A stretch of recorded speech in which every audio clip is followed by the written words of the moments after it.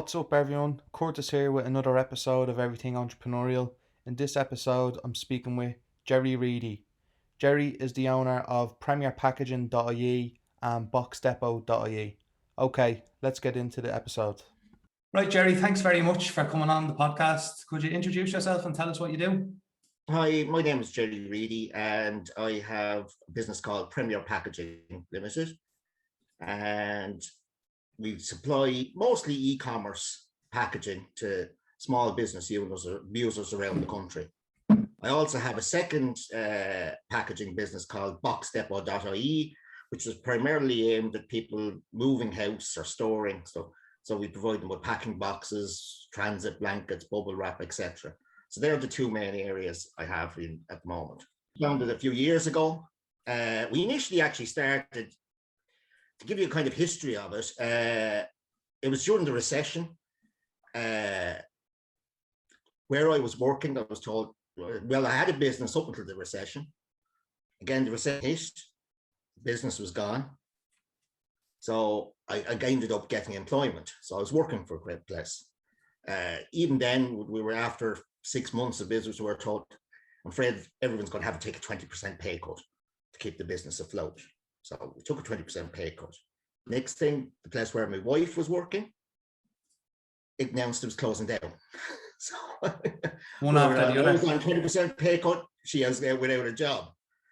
So we were really going, God, what was kind of, look, everybody's in the same boat. Everybody's finding it tough. The recession is on. Now, when I initially lost my business, I had a small business. I was fitting out commercial kitchens and things like that. Restaurant kitchens, pub kitchens. But when the recession came, it was just bang, overnight.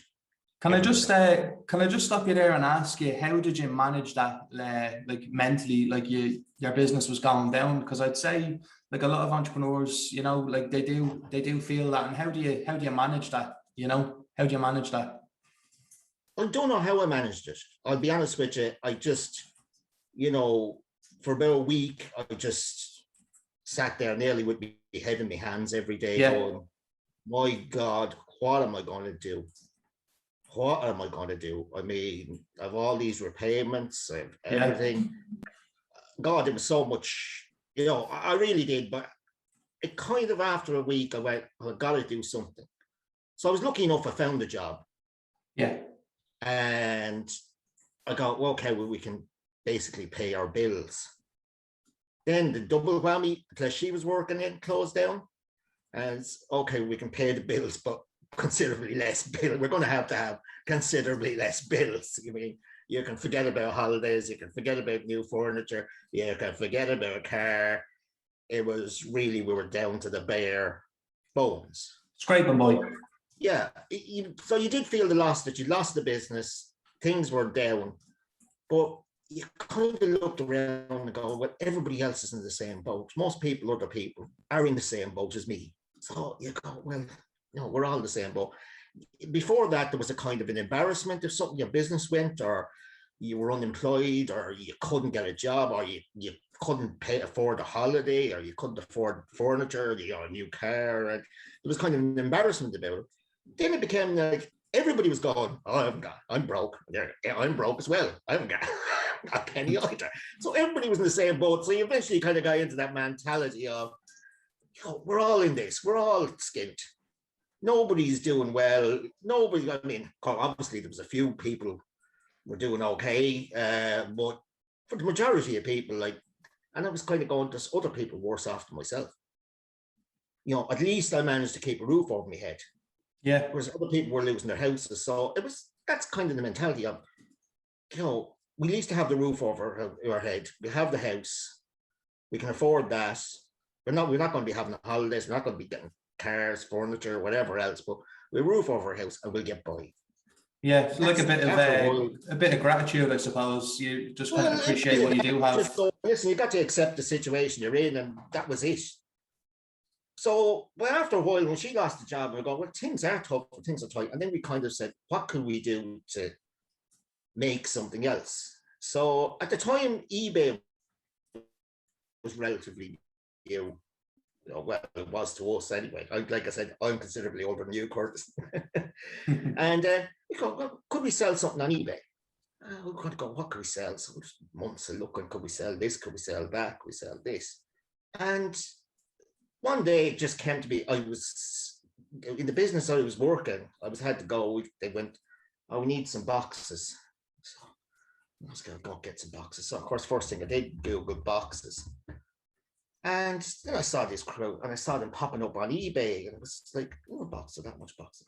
When eventually saw boxes, I went, well, I actually buy boxes locally and sell them on eBay and make a profit. And because of the size of them, there were boxes, big cardboard boxes and everything else. Most of the UK sellers were on there, wouldn't ship to Ireland. It's too expensive. Right. So I thought, well, there's nobody else, but guys in the UK seem to be selling cardboard boxes and things. So I said, why don't I just buy some cardboard boxes off the local supplier? We'll put them on eBay and try and sell them. So that's what we did. Brilliant. So then I kind of thought, well, you know, there's lots of little sellers on eBay from Ireland. All the guys that are supplying them with packaging for like mailing bags and Jiffy envelopes and all, they're all from England. So there's nobody really in Ireland, from Ireland selling them. So I went out, talked to the guy who was getting the boxes off. He said, I got a couple of pallets of those Jiffy envelopes. Yeah, they're not selling anymore. You want them? Give us a couple £100, you can take them. Yeah. So took them, started selling them. They all sold. So I was there going, okay, well, they're selling. Now, what do I do now? So this is a bit of a funny story. This is how I really got into it. I was talking to him and he goes, well, you know, there's a big crowd down in Limerick after going bust and they owe us money. And they were a big office supply company. And we sold them a load of mail-light envelopes. So he said, the receivers now is looking to see, can he get some money back on it? We don't want them back. He said, because things are tough. It's quiet. We don't want them back. So he said, if you want to, I can talk to the receiver and see, could you do a deal with it? So he came back and he said, the receiver says he wants 5,000 for the envelopes. So I said, I'm not paying that. So I give him 3. He came back, he said, we'll take 3 grand from him. I said, well, you know how many's there? And he said, I think it's about 8 pallets. He said, but you're going to get your money back on that easy. He said, you could double your money or even triple it or what's worth. So 8 pallets, great. I'll go with that. Okay. I said, where do I get them from? He said, well, they're going to ship them up from Limerick for you.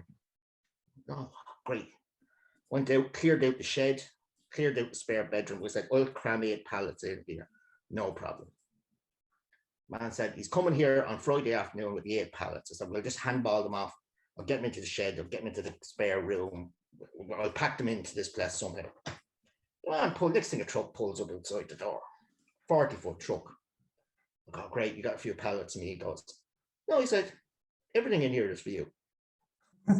There's 38 pallets for you. I said, 38 pallets? Oh, Jesus.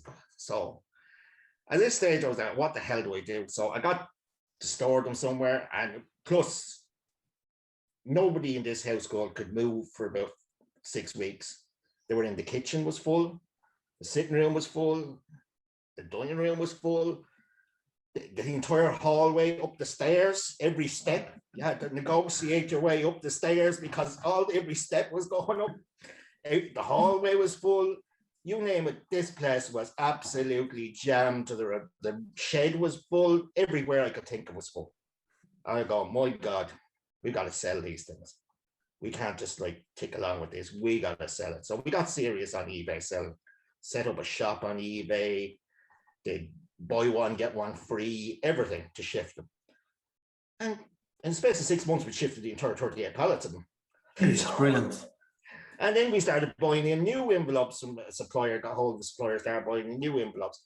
So then at that one stage, then we said, well, maybe we should set up a website and sell from the website because of the eBay fees and everything else. In hindsight, it proved great because once eBay changed their rulings, they used to favor anybody from Ireland would appear first. Right. So they changed it then about 5-6 years ago to go, no, it's mostly UK. The UK will appear first. We'll appear afterwards. So at that stage, your listings were down on page 25. Right. So that virtually wiped out most of the eBay business, really. And it also did so for quite a lot of people. A lot of people just went, I know, just we're doing very well on eBay. Suddenly they were wiped out. They couldn't compete with the UK guys because their listings were down on page 20 or 30. They're never going to be found. Yeah. So we set up the website. With actually the help of some of our customers. Well, Because they're small. These were small guys, and actually the guy that helped me set up my website, where it was one Friday afternoon, where it was just about, we said, oh, well, look, it's a nice afternoon. We'll go down to the Phoenix Park and go for a walk in the park. We're just about to leave, and I saw a sale coming through on eBay at that stage, and it was Bale of Bubble Wrapper. And I said, oh, so we're passing there on the way to Phoenix Park, so we'll throw it in the car, we'll drop it in, we'll wait. 10 minutes later, we ring the doorbell. You ordered this. I was like, God, this is unbelievable. I only ordered this 15 minutes ago on eBay. It's delivered. This is, oh my God, this is fantastic. I was like, I can't believe this. So off we went. So we got phoned this up then Monday. Listen, I'm looking for other packaging supplies. Can I come and see you? Whatever else. He came up and see me. We've since become good friends because he was getting stuff off me. Then he asked me, did I know anywhere there was some space to rent? And so I said, well, I know Guy has a bit of we had space out the back of his place. He maybe rented. So he moved in there. So we actually became good friends out of it. We used to see each other regularly. And he was used to websites, and I said, well, I could show you how to do a website, because we'd asked the people about setting up a website, and it was like, oh, it's big money. In those days, I think it's come down now, but in those days, it was like, you want a website? Oh, well, it's going to cost you £10,000 for a website, because you need all needs to be this. And he goes, no, don't need that. You want a web shop? I can show you. Go on here, press the shop. It's just set up, and then I'll show you how to put stuff on, and blah, blah, blah. Do it yourself.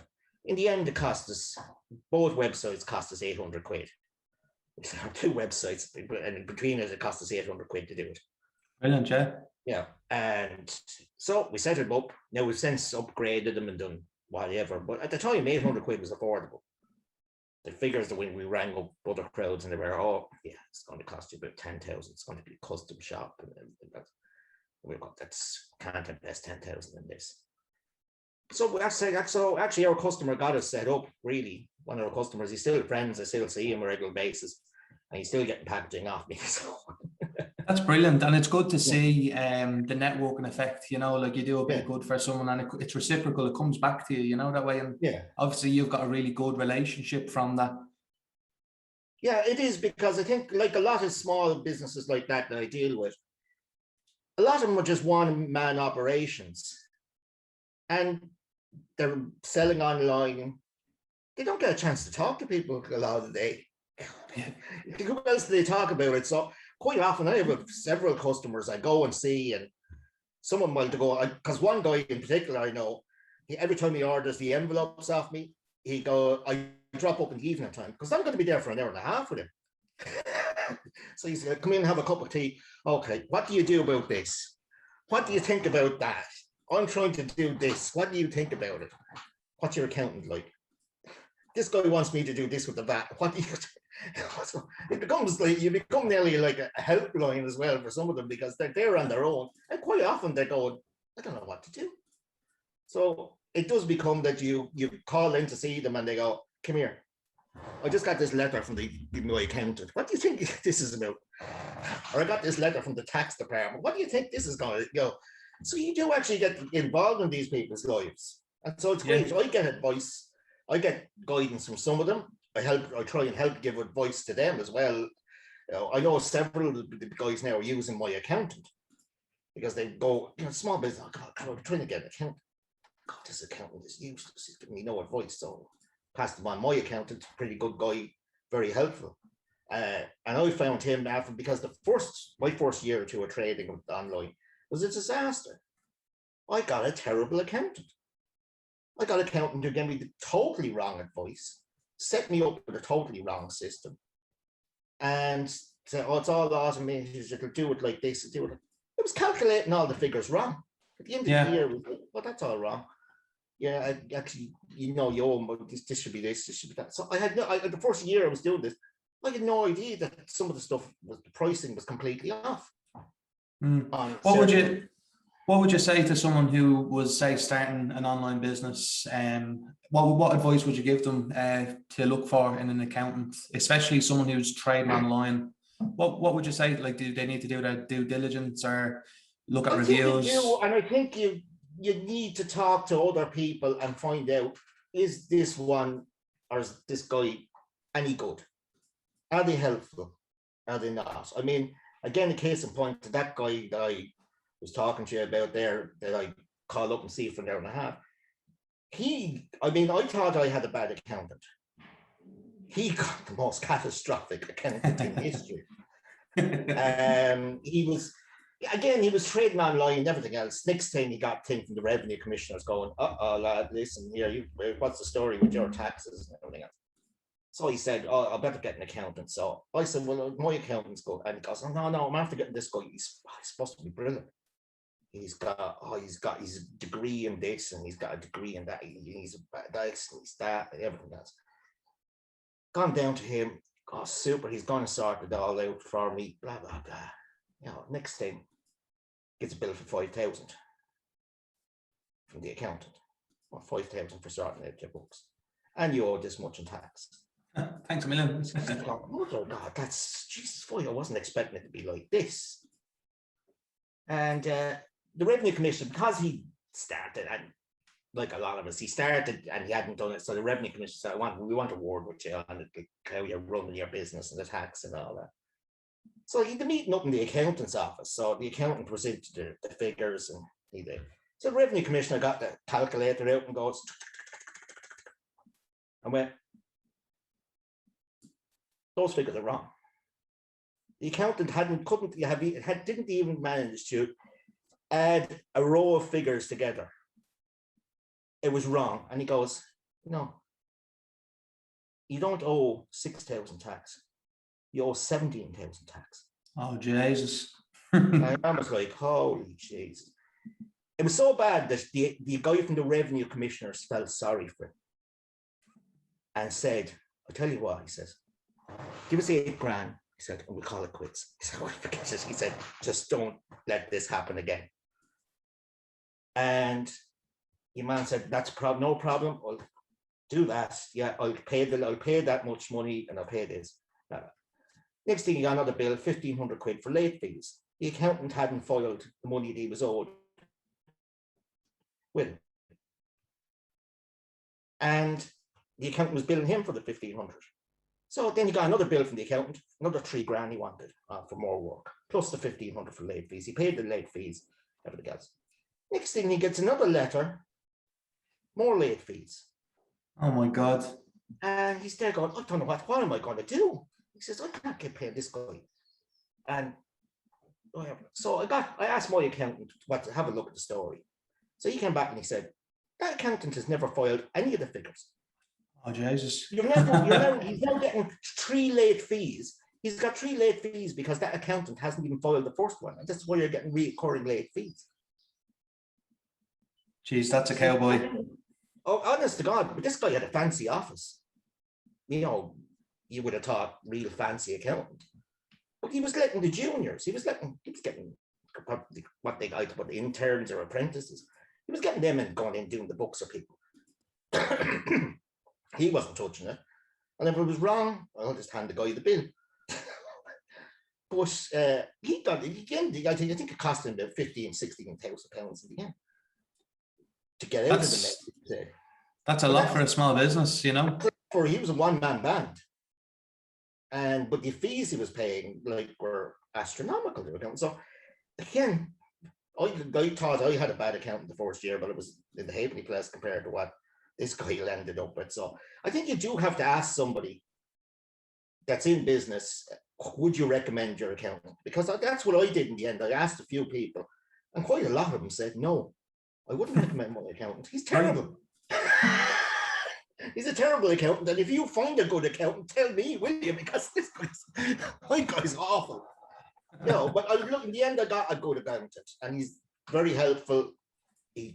He's reasonable, he's helpful, and he's always seen me right since. So yeah, it is one of those things that can be a huge pitfall for you if when you're starting off, especially when you're like me, you haven't a clue. Oh, yeah. Yeah, I think You know, everyone's the same. I wouldn't have a clue yeah. either. We work No, with an I accountant as haven't a well. clue. Yeah. I mean, I would class myself, I'm working class. You know, I'm a working class person. I never had anything to do with this.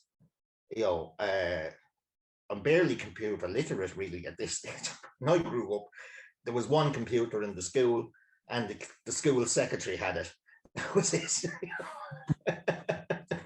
That's brilliant, Also, though. If you are running two online businesses, you yeah. know, that way, it shows that no roadblock is there. You can always work. No, You can find a way around it. I'm lucky. I would have been totally lost. Only the other person in this is, of course, my wife. She was working as a secretary, so she was far more computer literate than I was. She should actually be here, only she said, I'm not appearing on anything, and especially not until I get my second job and get to a hairdresser's, because I'm not coming in here looking like this. So she should really be here. And she ran the business almost single-handedly for the first 3 or 4 years, because I had a job, and you were going, you had that insecurity. We can't leave a paid job if this doesn't work out. Yeah. So she was running it single-handedly. I was going in the evening times and the weekends and doing stuff, but she deserves all the credit. She kept the boat afloat really up until about 6 months ago when I left the job. Yeah. You know, and again, I suppose it's something to do with that kind of working class, that insecurity you have of, no, you can't leave a job and take a chance on this, you know. You've got a job, stick to it because you have to pay your bills. And I think there is a certain thing about the working class. When I was doing construction and doing the kit, it was always the working class ones that would always pay on the button. That's true. Yeah. They would always have the money for you. They'd be embarrassed not to have the money for you. It was the guys that thought they were a bit posher, whatever. That would be going, oh, I don't know, I'm happy with the standard of this, and you know, they would be trying to get you down on it. If you were dealing with an ordinary working class person, you did any work, it was have the money here. It was never having to look for it. They always had the money there. As soon as you were finished, they got the money here for you. You know, so I think that was it. My kind of working class. Geez, do I leave a job and start this, and supposing it doesn't work out, supposing it all goes haywire next month, the month after, oh my God, what am I going to do? So I probably hung on working in that job a lot longer than I should have. Right. But again, there was that insecurity of, God, supposing this doesn't work out, what am I going to do? And we got to pay the bills, and at least with the wages coming in, we can pay the bills. So maybe it was you getting stung when you lost your job before in the recession. Kind of like, that was in the back of your head. Oh yeah, that's it. Yeah, I was like, I can't let that happen again. And I'm not young anymore. If you're in your 20s or early 30s or something, and you get knocked down, you can come back. You can go, oh, I can get myself together again. I can come back at plenty of time. You know, when you're in your late 50s like me, you go, oh, if I get knocked down again, there's a good chance I mightn't get up. You know, I mean, if I lose everything, you know, I go, what am I going to be? Like working until I'm 85, you know, your employment opportunities are diminished as well. So there was that insecurity for me to do it and go, God, everything's. So it was only this last year we had the business was really, really good, and it was picking up all the time. And eventually I said, listen, she was going, I can't manage this on my own. And I was going, what are we going to do? So at the end, we just go, I tell you what, we're just going to have to take a chance and do it. Brilliant. So now you just have the two, and you have the Premier packaging, and then you have Box Depot as well. So you have the two of them running along. And what way do you see the next 6 to 12 months for yourself? Like, do you have any plans or goals or projects down the line? Yeah. Since I joined, I had more time to do stuff and research stuff and everything else. So there's a couple of areas I want to get into. One, on Box Depot and the stuff, that one of the reasons we got some of the boxes in the beginning was it's got very hard to compete with the big guys on the boxes and buying them in unless you can buy a truckload at a time. So we got used boxes. There's many businesses, and particularly like there's 2 big companies in the area. They get caps in, come in from abroad, caps to put on bottles and all that. And the cardboard boxes just thrown in the bin. So we used to buy them off them, and then we could sell them cheaper to the public. Very good. And it allowed us to compete with the other guys. People were going, well, just move it home. I don't care. So they're perfectly good boxes, just might have a bit of tape on them or some writing. So that's really how we started with the other boxes, is that we scaled up. So part of that I want to do is, in other countries, it's actually quite a big business.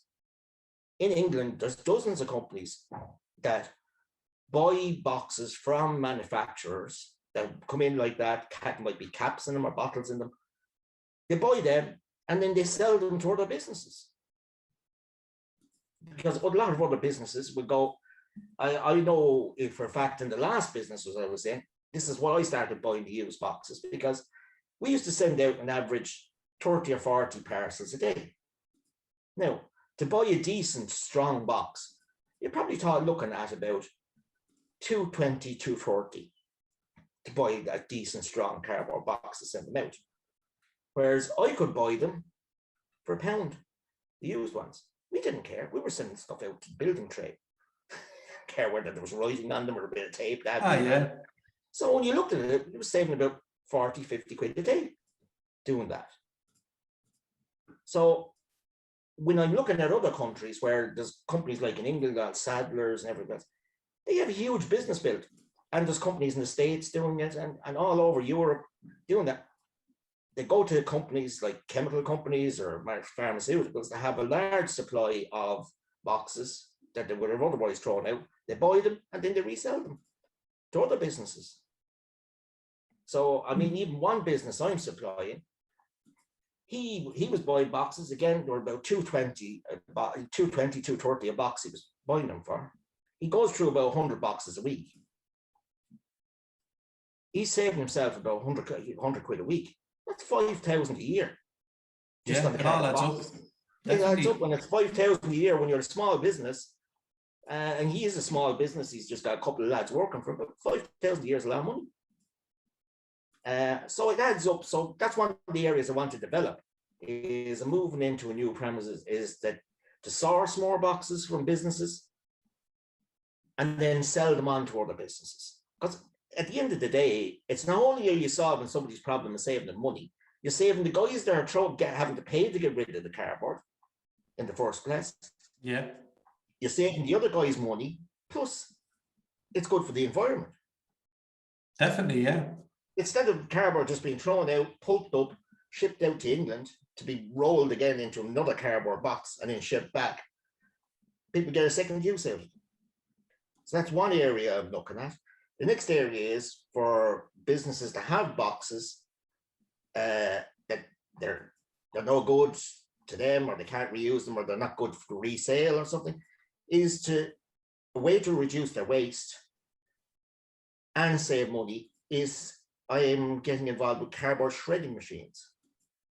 So I have an agency for a cardboard shredding machine, and I've just this week, my first machine arrived, and I now have an agency for a second brand of cardboard shredding machines. So what this machine basically does, you have all your cardboard boxes in the business that, you know, normally you're paid, putting them in the big green industrial thing to be taken away and paid every week. You just feed them into the shredder and it'll produce something like this, like cardboard straw. So you could reuse that in packaging or something? You can use that to pack up the goods that they have going out. So a lot of companies say they were getting stuff in from China. It comes in a big box from China. They unpack it from China. Then they have to put it into smaller boxes to send out. You can pack your delicate items, particularly if they're delicate or fragile. You can wrap them with that straw, or it'll either do that or it'll make matting out of it. Oh, very good. So you take the cardboard box, your used cardboard box, you just feed it through the machine. It'll spit out the matting or the straw, and you can wrap your goods in it and ship them out. So you're saving yourself from the waste, the green bins, and you're getting rid of the waste out of your way, because there's a lot of guys going, particularly in the city. As one customer who's actually bought a machine off me was, I went to see him. He's a regular customer that buys off me. And like most industrial units here in the city, it's bloody crowded. I was down there visiting him, and he's like, "Oh, where am I going to park?" The whole, it was really tight industrial near the city centre. Nowhere to park, everything else. And so he had these green bins there, and he's trying to move the green bins around. So I said, why don't you get rid of your green bins? I said, you're buying bubble wrap. Why don't you get rid of your green bins? I said, what do you mean get rid of the green bins? I said, well, they're in your way, one. I said, two, how much are you paying a week? And he goes, I think it's about £7 or £8 a week. I think it costs us for each of the green bins. We have a lot of this with loads of cardboard, junk cardboard that we throw. Okay, well, I'll tell you what, I could give you a machine, and it's going to cost you about £21 a week to lease it, to finance it. The machine is this size, a freestanding machine. You put it in the corner, and you can feed this through a magmatin to send out the stuff. So it was working out. Makes sense. Certainly a free machine for him. It's what he, and plus he frees up the space, because these green bins were there. Every morning they had to try and get the green bins out of the way and push them out of the way. They were taking up space. So this is going to save him money. It's a better packing material than bubble wrap. As you can see with this, I mean, you're wrapping stuff up in bubble wrap takes a bit, whereas when you push this in, it has great cushioning effect. So for sending stuff out, it's a great way of getting rid of your rubbish. And it's good for the environment as well, because you're not sending your cardboard off to be recycled and dumped and shipped out to England to be redone again. You're actually getting use out of it. Yeah. So they're the machines now I'm getting involved in. So that would be the shredder, and then you have your box depot and you have Premier Packaging. So you're kind of forming a solution for, say, like e-commerce businesses, where they could come to you. You can sort them out with the packaging and everything, and then you're also providing them a solution to shred up everything that they that they'd be thrown away, and they can reuse it again. Yeah, exactly. It's ideal there's another company I have to go and see next week, because as I said, I really want to start doing the machines. So I only got my machine, actually, literally my first machine that I got. I have one going to this customer next week. I literally only got my hands on the machine on Monday evening, my first machine to use for myself. Because that's how I got involved in the machines. I was looking on Facebook and I saw this ad for this cardboard shredder video of it. I said, that's a good idea. We could use that. With tons of bloody cardboard boxes, broken ones, and can be used. We have to get rid of them and everything else. This would be great. I could shred it up. And I probably don't need to use it for packaging, because most of my stuff isn't delicate. But I said, I could shred all the stuff and I could sell it to people. So I could get rid of my waste, not pay for the bin, and not have the bin in my way, and actually sell that shredded cardboard up and sell it to people. Sounds great. So I said, I'll get one of those machines. I said, I'll inquire about the machine. So I rang the company I saw the ad from. So I said, I'm interested in getting one of your machines. Do you have one? And they said, no, there's nobody in Ireland buying these things. No, we don't really get any customer. So I was lucky enough that I got chatting to the guy that I got chatting with. He's there going, my mother's from Clare. Because it's an English company. He goes, my mother's from Clare. We can supply them with you over there. We'll supply you with anything you need. You should sell them over there in Ireland. He said, there's very few people in Ireland selling any of these machines. So we'll supply you over from England. When the lockdown's lifted, come on over to us for a couple of weeks. I'll be over there in a couple of months anyway, as soon as lockdown's lifted, because I'm going to visit my grandmother's or my mother's family down in Clare. So I'm going to call in and see you. So that's how I started doing them. That's brilliant.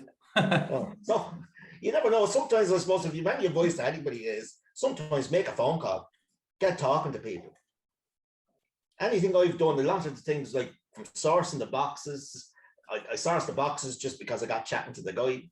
The envelopes, I ended up with the 38 pallets just because I knew I was talking to the guy, and I ended up with more than I wanted, but it was the best thing that ever happened to me because it forced me. I could have been sitting back, ticking along, doing a bit.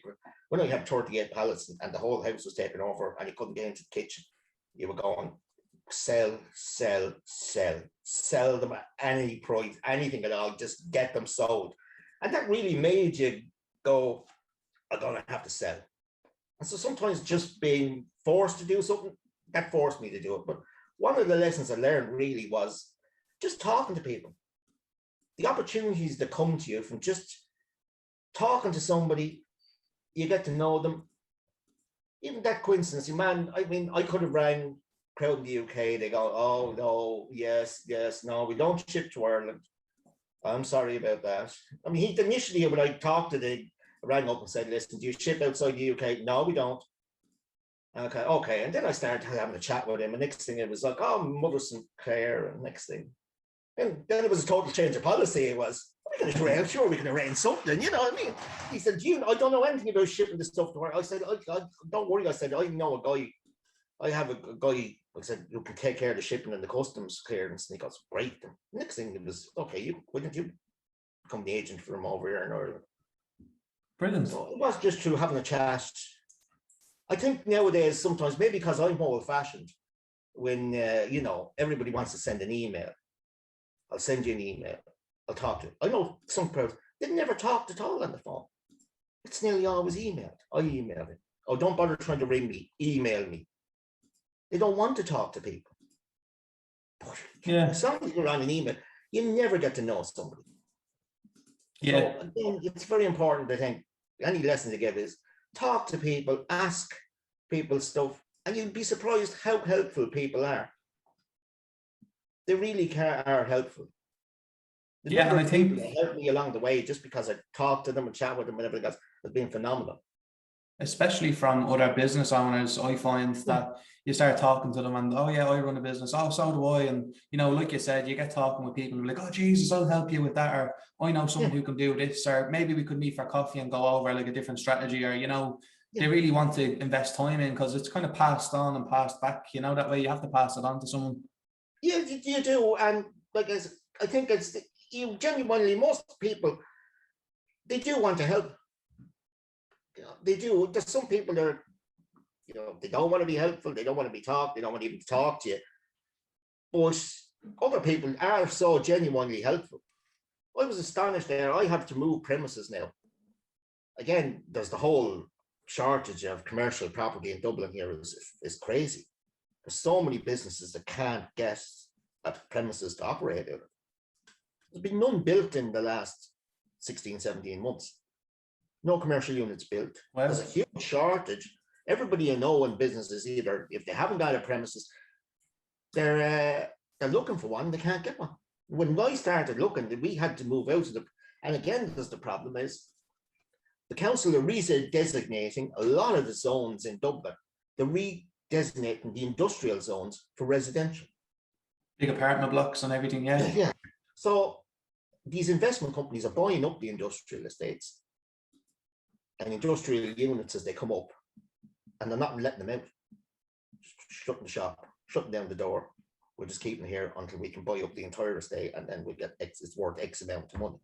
So there's a real shortage of commercial units here in Dublin, which is a real problem for our businesses. I know so many businesses now that are struggling with going. And then the same thing happened to us. The place we were in, sorry, you're going to have to leave. Sold. And we were there going. And that was a real kick. This happened just after I left the job and started full-time. My God, what a kick in the teeth this is. Yeah. And I thought, okay, we'll try and get somewhere else. I was ringing and ringing and ringing and ringing. Everything, all online on Daft and property.ie. Every premises that was up, I could ring and go, yeah, that premises available in Parkway? No, sorry, it's not available.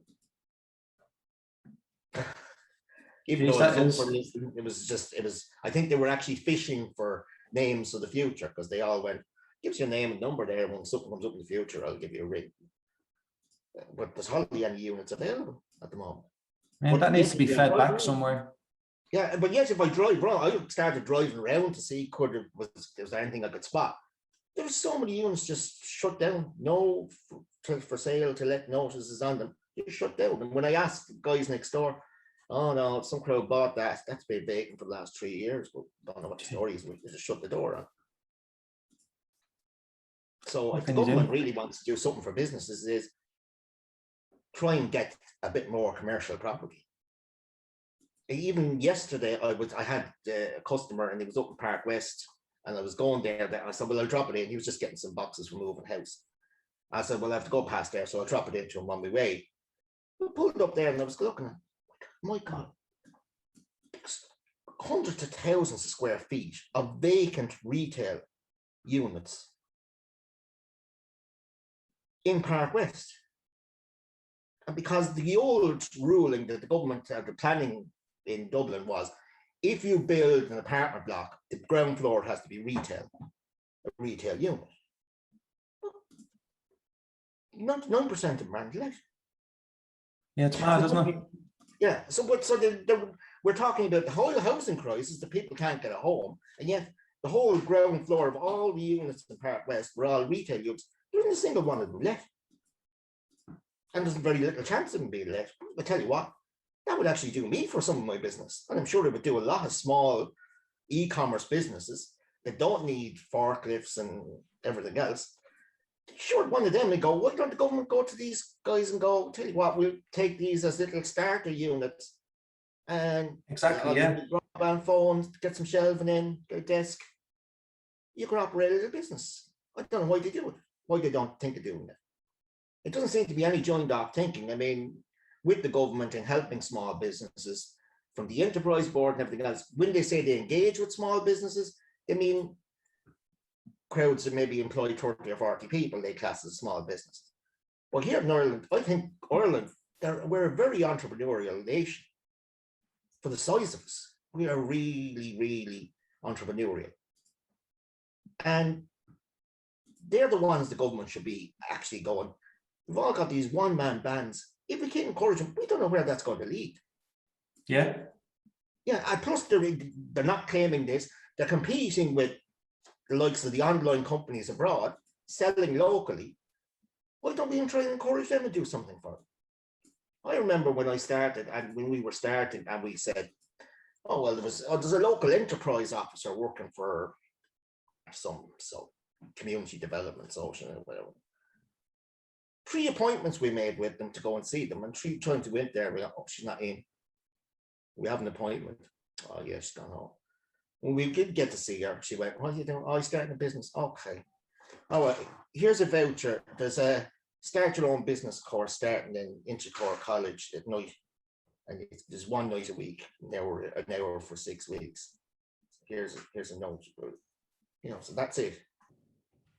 So we went to the enterprise office, the Enterprise Ireland office here, up to see him. And again, I was kind of going, he's going, what do you want to do? Packaging. Or, you know, there's crowds here in Ireland that are doing packaging. Oh, yeah, I kind of heard the news that other crowds in the country do packaging. So do you really think it's a good idea? I said, well, I think I have a plan. Oh, well, I tell you, the first thing you do is go out and write a 5-year business plan. And then come back to me. I was there kind of thinking to myself, if I had a plan, no, if I had a 5-year business plan, I wouldn't be coming to you for advice. I was coming to you to give me help with developing where I'm going, not sending me off to go and develop a business plan myself. Yeah. I need help with that. So here's a business plan, then here's a guide to what you do. So you put down what you think you're going to sell in the next year, then the next 2 years, and the next 5 years. I said, what is this? Dragon's Den? Where, you know, the business that comes in, they go, oh yeah, well, what do you want? Oh, I want £500,000 for 2% of the company. Okay, how much have you sold so far? Well, this year we sold 10,000. Okay, and what's your future sales growth? Oh, well, next year we're going to sell £500,000. The year after we're going to sell £3 million. The year after we're going to sell £100 million and net profit 90 million. When you listen to that in the Dragon's Den, you go like sitting there spoofing figures out of them. They all come out with these figures of where do you see yourself in the next 3 years? Oh, next year it's 3 million, the year after it's 10 million, the year after that's 20 million with net profit. And you go, you have no idea. You're just sitting there spouting figures. It's not based on reality. Yeah, definitely. I think businesses grow as you go, you know, that way. Like, it's very hard for a small business to predict how much profit they're going to make in 4 or 5 years when they're only Yeah. starting off, you know, that And I way. mean, lots of small businesses, like I said, I mean, probably even yourself, fair choose to your age to be that entrepreneurial, isn't it? You know, could you sat down 5 years ago and said, this is where I'm going to be in 5 years? Jesus, no. This is how much I'm going to turn over. This is how many staff I'm going to have. This is how many customers I'm going to have. This is it. You just started and you went, Yeah, let's just start and see how it get on and do my best. that's pretty much it. But for somebody to come along and say to you, well, no, at the very start, before you start your business, I want to know how many customers you're going to have, what your turnover is going to be, how many staff you're going to have, what's this, what's that. I haven't a clue, buddy. Yeah. You know, I genuinely haven't a clue. And I'm reminded of when it comes to starting a business, and I mean, the guy was going packaging. There's other people in the country doing packaging. And it was like, yeah, I know that, yeah. So I can only come in through the door if I have an idea that nobody else has ever had. Okay. That's actually a really good point. That's a really good point. Yeah. I have another good idea. It's a social media platform where people can post stuff and do that. And you know what I mean?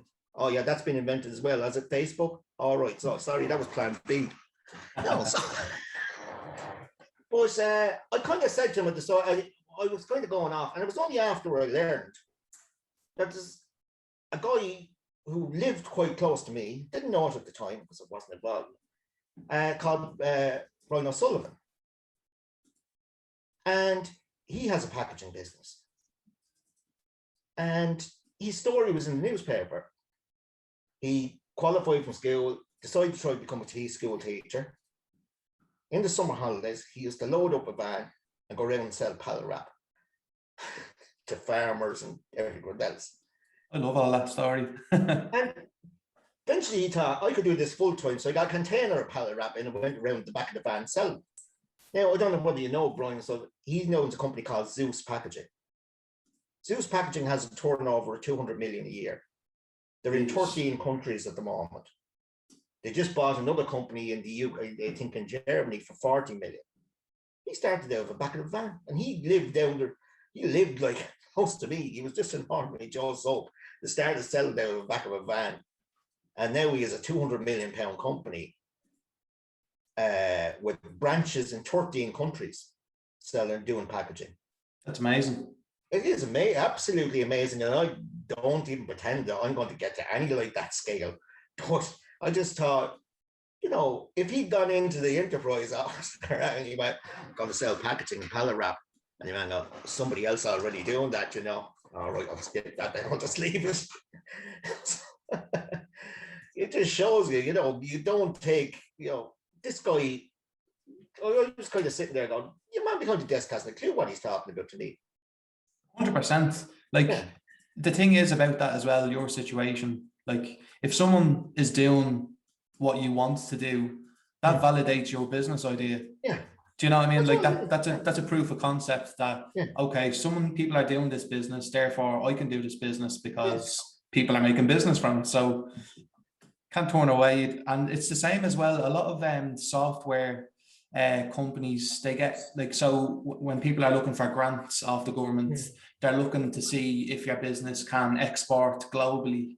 And if you say, oh yeah, my business can do that, it's like a check mark. It's like, okay, we might be able to give you some grants, you know. But for the likes of yourself or someone like me who's just a one-man band starting off, you know, that way, they don't really pay too much attention. It has to be world breaking, it has to be innovative, it has to be all this, which is, it's kind of flawed, I think. It's very much flawed because, you know, for a lot of the people that are selling online, they're selling, if they weren't here in Ireland supplying people with this, people would be getting it from England. People would be buying it from Amazon. So you're keeping money in the country. Those people are spending locally. And instead of flying out the door to Amazon or eBay or companies in England, and we all know before Brexit there, like half the country was buying from companies in the UK. And so there was money flowing out the door. So, but the government, again, not really interested, as you said, unless it's like some global fantastic project, all bells and whistles. They're not interested, but Look at how many thousands of people are employed, given employment and gaining an income through people who are working in the business here in this country, keeping money in the country. They're buying packaging off me. That's keeping me going. So whereas the other way, it's all the money's gone out of the country. It doesn't make sense at all. Yeah, that's right. You're 100% right. I mean, when you look at it, we met through the business group on Facebook. Have you ever seen a politician on these groups? No. No, never a politician jumping in going, listen, really interested in what you're doing. How can we help? Even the VAT situation in this country for small businesses is ludicrous.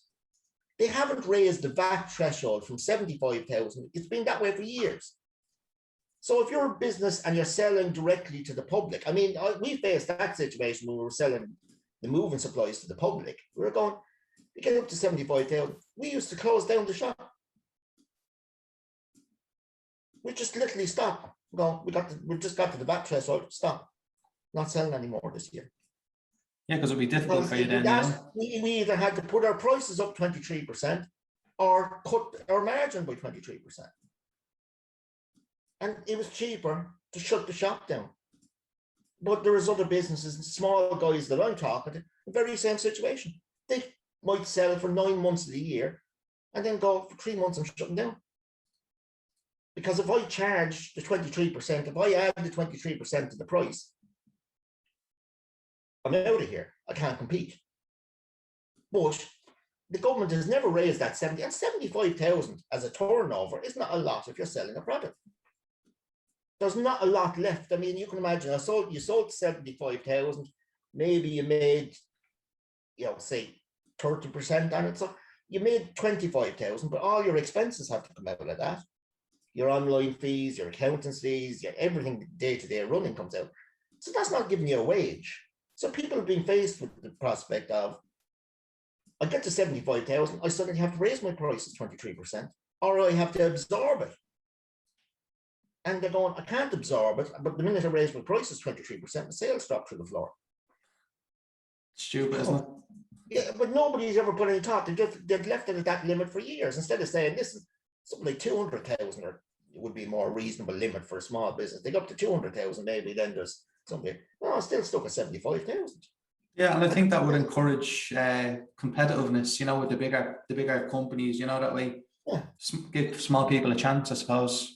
Yeah, it gives them a small chance because, like I said, one of the guys I know, again, he sold on eBay and Amazon. He said, well, he's going like, the minute I hit the VAT threshold, my prices have gone up 23%. He said, and I have to add VAT onto that. My price goes up 23%. So that's it. Sales are dead. Absolutely dead because everybody on eBay and Amazon, everybody goes by the price. And he said, the minute my prices go up 23%, that's it. I'm dead. So the best thing is stop. Yeah, that's a shame now. I just stopped trading. He said, it's not worth it. He said, I choose to take a 2 or 3 month holiday. He said, and I don't encourage sales. I just tick along knowing that I'll get so much and then that's it. Because I know once I go up 23%, I'm dead. Whereas he could be maybe employing 2 or 3 people if he was given a bit of encouragement. But no, we'll stick at the same thing. That's what annoys me about politicians. They're all great for the grandiose statement. They never talk to real people on the ground. They never talk to small business. When they say they're talking to small businesses, they're talking to some company that employs 30 or 40 people. They class that as a small business. What about the real small guys that are out there? And going, how can we help them? Have they ever put their foot into somebody else's shoes like that? I mean, there's so many small businesses in that situation, in the VAT situation, the lack of premises situation, the lack of any kind of support from Enterprise Ireland or anything else. But us being such an entrepreneurial nation, Jesus, we could have 1,000 Brian O'Sullivans going. Like I said, he started out on the back of a van driving around. We could have 1,000 people like that now with 200 million turnover in 13 different countries. We could have thousands of those if we get them the right encouragement. That's it, yeah, and it's up to them to facilitate getting feedback from people who are like one-man bands or a very small micro business. Like the government and the politicians need to listen to these because that is the workforce as well. Like you said, it's like they're going to employ 1 person, 2 person. That's going to encourage growth in the economy. That's where it is. It is, yeah. And plus, they spend money. They go down to the local shop. Exactly, yeah. When they want a website done or they want social media management, they're in quarters. They don't. Whereas you're dealing with some crowd abroad, you're not going to get a phone call from some crowd in France going, "Hey, think you could do our website and do our social media?" You're not. You're relying on smaller businesses for your business. Otherwise than that, you wouldn't have it. You probably, I could be totally wrong. You probably don't have any international customers coming to you, do you? No, just someone up the north, and then that's it. Yeah. So that's the circle of life here, is that, you're dealing with local businesses, want to set up a website or a web shop and everything. They're paying you. You have employees. You're paying them. You go out and spend the money. Your employees go out and spend the money. You're paying taxes. You're also not claiming the social welfare. So look, where a pound spent in the local economy like that is worth spending, how much is that worth compared with sending the money abroad? So Yeah, very powerful. Yeah, and there's so many people like us. I depend on small businesses here in Ireland to buy packaging off me. Yeah. And that keeps me going. But I pay other people here in this country. That keeps them going. It all trickles into keeping it going. I think it's a sign of a healthy economy. But we seem obsessed. We go, "Oh, our GDP is this." But half the GDP is made up of things like Intel and Apple and Google. I know Google employ a good few people here, but I mean, 99% of the stuff is just money coming in and money going out. It doesn't create anything in this country. Employ some people, yeah, but it doesn't create anything in the country. It's just money coming in. Same as Facebook. I mean, they take revenue in, they take revenue out. But apart from this, the number of people they employ here, it doesn't get spread around the rest of the economy. They're not going around buying, "Oh, I need to get packaging for Facebook or Google." So half of it is just doesn't really generate the amount of work that other businesses do. Yeah. For the local economy. Even though it's great for the government figures, "Oh yeah, exports were 30 billion of this and 30 billion." But half the stuff just doesn't exist. It's just invoices travel from one company to another. That's it. So Jerry, where can I get people who are starting an e-commerce business, or they have an e-commerce business? What's the best place for them to come and find you and get services and products off you? Which business would suit? Boxdepot.ie is primarily aimed at people who are moving house, and Right. Premier Packaging has most of the business cost, the e-commerce packaging, the mailing bags and etc. on it. Brilliant stuff. So people can go check out premierpackaging.ie and they can have a look at all the products that you offer. Yeah. Brilliant stuff. Well, Jerry, I'm going to let you go now, but once again, thanks a million for coming on the podcast and having a chat. I really appreciate it. Like I said, it's been great to talk to anybody these days. I talk too much because I never see anybody anymore. I'm locked away all day. Brilliant stuff.